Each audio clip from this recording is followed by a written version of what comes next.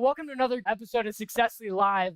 Adam O'Donnell here, the co-founder of Successfully. Today, I'm super excited to be here in Google's office with my friend Dutta. Thank you so much.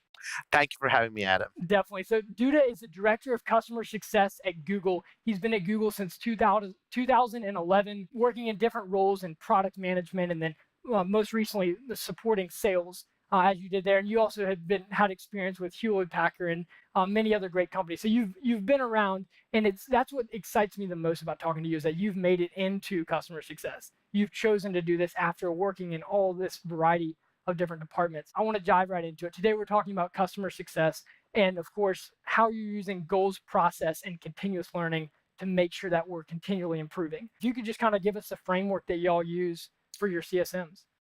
Uh, I think it's a great question what the framework is or should be. I'd like to sort of start with a little bit of a story.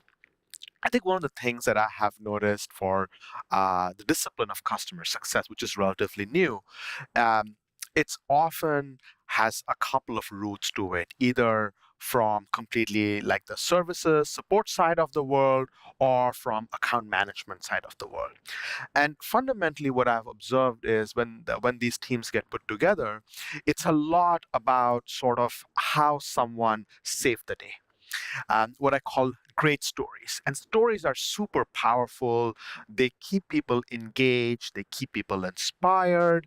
Um, Unfortunately, the problem with business is you just can't do it for, a few customers here or there because you're always going to be sort of chasing your tail to some degree, right? And this is why you really need to have some sort of structure. And I sort of call this journey how do you evolve from stories to scoring things, right?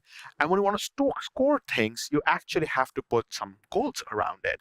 So I'm a big believer in having quantifiable objectives.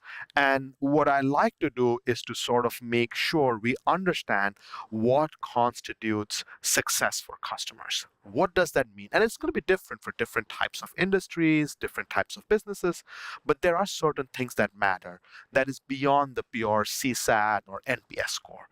And once I've identified what they are, then it's a matter of sort of figuring out which ones you want to prioritize and activate, how you want to measure, and what types of continuous improvements you want to drive. So that's like the high level sort of like why the whole goals become important. It's to enable the journey from stories to scoring, basically. How do you directly relate that to your team to get the goals that they have to make sure that you're achieving that? Some of the things that I have seen work is having few of these goals and not a whole list. It's very easy to sort of find all the different types of things that are going on. And it's natural once you start measuring to kind of go for all the edge cases, the preciseness, and everything else. My philosophy is for most of these goals to be moving the needle at a high level. So some of the questions I ask, if we move this metric, are we going to get more revenue from our customers, right? If the answer is a real yes, then we probably should do it. The second question we ask is, if we don't measure this, what is the worst that will happen, right? In certain cases, the worst is nothing, right? Or it makes us feel good. And they may be great metrics, but I call them more operational metrics versus pure goals, right? So those are the two sort of like high level barometers I use. The last goal I use, a last sort of criteria I use is to sort of take a sense we all have very smart people in our teams. Um, the moment you put a very hard metric on the top, they're susceptible to some version of um, gaming, right? Or people, so if you say, hey, you need to talk to customers X times a week, well, trust me, the dashboard will get turned green with X times a week. But that doesn't mean like the actual conversation happened, right? So maybe there is a win-loss ratio or a movement down the funnel that all needs to be sort of calculated, right? So a lot of sort of like the operational metrics that we look at is to sort of make sure like we're not incentivizing um, the inappropriate behavior or behaviors that don't drive long-term customer value. Because as a customer success organization, that's what we're really indexing on. I mean, churn and other things are all sign of how are we doing the right things to drive the long-term customer value. Like you said in your talk at the Tango CS Summit, in that customer success is relatively new. So we're still working on what these actual metrics should be. And for, I mean, I was at LinkedIn a couple weeks ago, and they were talking about the things that they have stopped measuring revenue for CSMs and just measuring the activities, because they believe that those activities correlate that. Yeah. So I'm curious how you're going about selecting the right thing so that Right. you don't turn up in Yeah. that same way. So the way I at least look at this is they're actually different functions and different business needs. For us, campaign management is a very important part of ensuring success. People pay Google money so that their campaigns accomplish certain business goals, whether they be reach and frequency or its overall converted actions or something else, right? Like they're paying us for something. And we owe it to our customers to make sure that the money is spent the best possible way to give us the biggest bang for the buck, right? So for us, revenue does make a sense, but that's not all what we do. I think you're absolutely right. There are some associated metrics. So campaign management is one part of the puzzle, but in reality, we know if our customers adopt our product, then they're more likely to get more benefit. They're going to get richer targeting. They're going to get better audiences. So we want to make sure that we are actually driving product adoption. And we do measure them on different things, and they're not revenue. They're basically, are people activating certain types of features? What percentage of the campaigns they're activating it against, right? In certain cases, we make recommendations. Are they actually following the recommendations? And if they're not following the recommendation, what is it that is preventing them?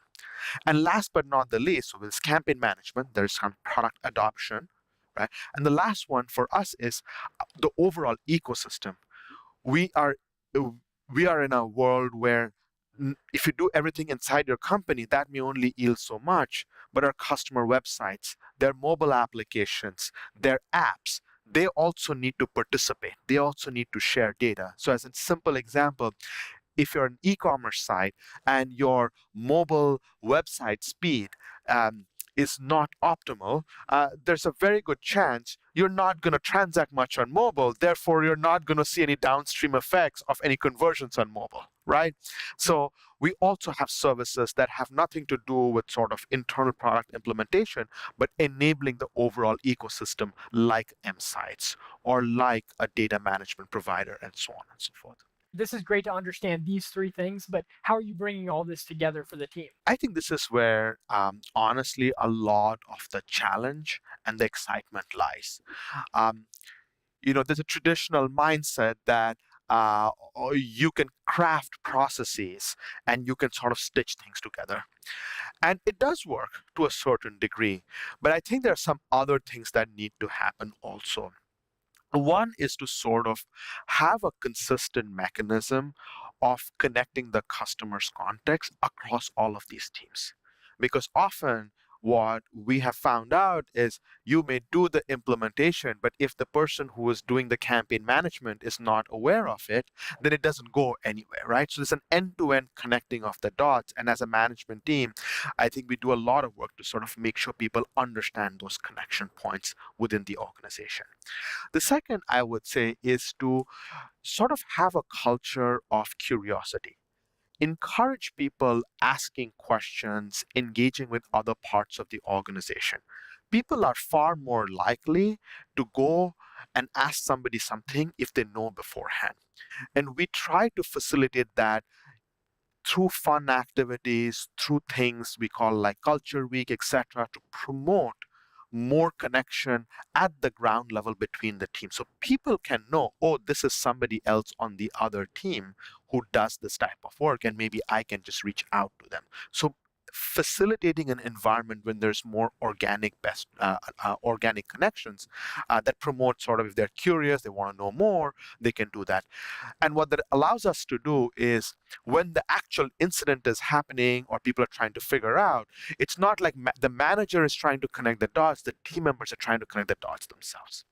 So those are probably the two big things I would say, from the management side, creating the business context and sort of um, creating ad hoc forums all along so that people get to know each other so they can connect the dot themselves. How do you monitor that all this is even working?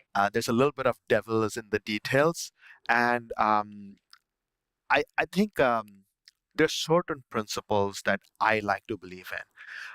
I think whenever we look at data, a lot of people immediately focus on precision. Like, is it like absolutely accurate at the X decimal point? And in reality, most business decisions don't require that level of data fidelity.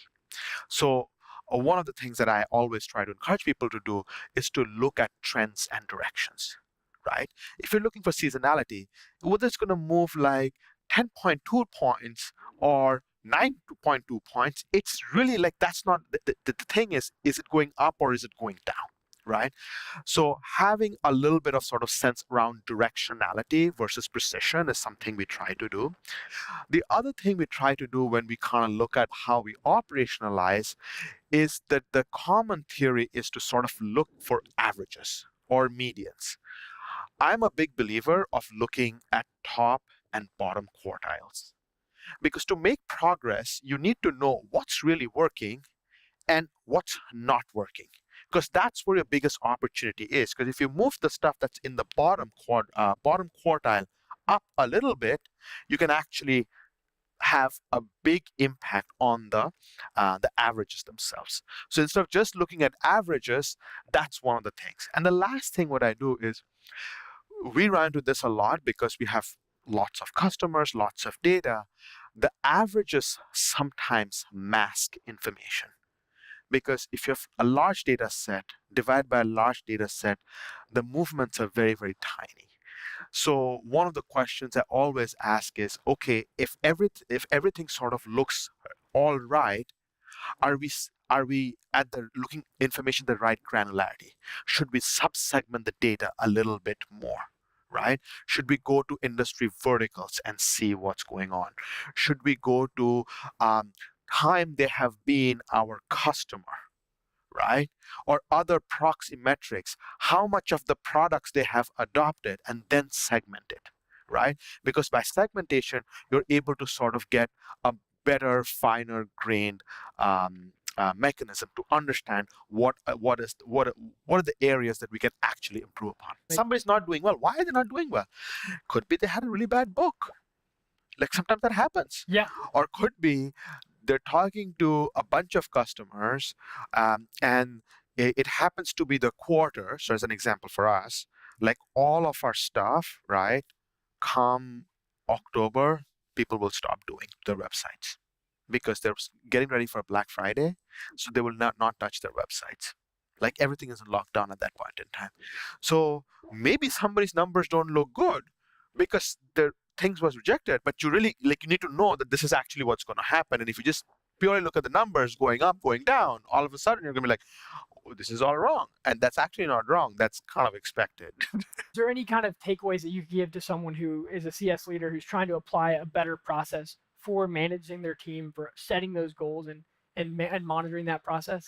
I would always say, uh, if you're starting up and if you're unsure which goals matter or don't matter, I always say divide your team into two and try to do different things.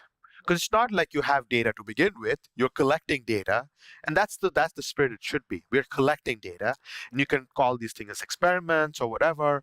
And by running these experiments or pilots, what you can see is, does this metric matter? And we had a situation when we're doing some product adoption strategies for our shopping portfolio of products, and we didn't know.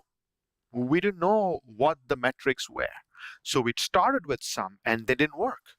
And we knew one of our metrics was implementation rates, but we didn't know why we're not able to get the implementation rates up.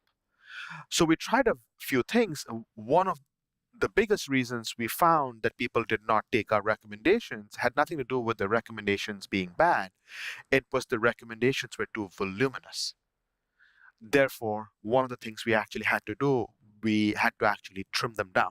And one of the ways we trimmed them down was we actually came up with this top 100 SKU report because all customers cared about their SKUs on shopping. And the top performing SKUs gave them the most money. So they actually cared about them. And we went and repositioned that entire thing as like not an audit of all the things you could do, but here are the top 100 products that matter to you. And here are the changes you need to make. All of a sudden, they're like, oh my God, this is amazing, right? And they were able to make those changes. 100 was the sweet spot that they actually could wrap their heads around and do something. But it took us about, I would say, a quarter plus to get to that answer. That's interesting. So but this whole A/B testing approach in whatever you're doing, are you constantly doing that with different areas of your team? Yeah, we if not areas, we segment sometimes just with like two different approaches, two different sets of customers. So we definitely do a good amount of this, especially because we launch so many products, and sometimes there are many points of friction in getting that adopted. So especially for product adoption, we definitely do that. In fact, even as a lot of our products have embraced machine learning. Um, uh, it's interesting. You actually need these campaigns to run for a certain amount of time. It's not like you switch them on and they just kind of like perform. So we have to kind of give concrete recommendations to our customers. Hey, this thing actually you need to spend X amount of budget per day for a period of Y time. And it sometimes takes us a little bit of experimentation to see for travel, it should be X, but for retail, it should be Y, right? Just because the way traffic patterns are and so on and so forth. Are there any interesting learning pieces that you could give us of your process, like some big insights where you tried something and you thought it was going to work, but it didn't, or the opposite? Absolutely. One of the things we did, we talked a little bit about like our mobile example, right? One of the things we thought was, hey, if we tell everybody uh, why this is important and we show them like a live example, go to their website, like really good, give detailed recommendations, they would be able to do it because it's very logical. And why wouldn't they actually go and change it? This is good for them. Forget about Google. This is just good for them. And what we found was it didn't work. Like nobody made the change. I mean, I would say nobody. Number of people making the changes were few and far between. So it turned out as we kind of dug into the problem, we found out one of the biggest reasons once we went back, and this is one of the things we have to kind of go back and ask, like, why did you not do this? There are many reasons. A few of the reasons were, well, when we go and look up the documentation, the API is too complicated. We don't know who to talk to. So we started, but we didn't stop. Second problem was, how do we think about like prioritizing this? We have so many things going on in our own lives. We don't have time. I know this is super simple, but we don't have like even half a day to do this stuff. So we tried this for about like 6, 8 months. It didn't work. And finally, we figured out the answer was not telling them what to do. The answer was actually hand holding them a little bit. So we created a more of a fun environment.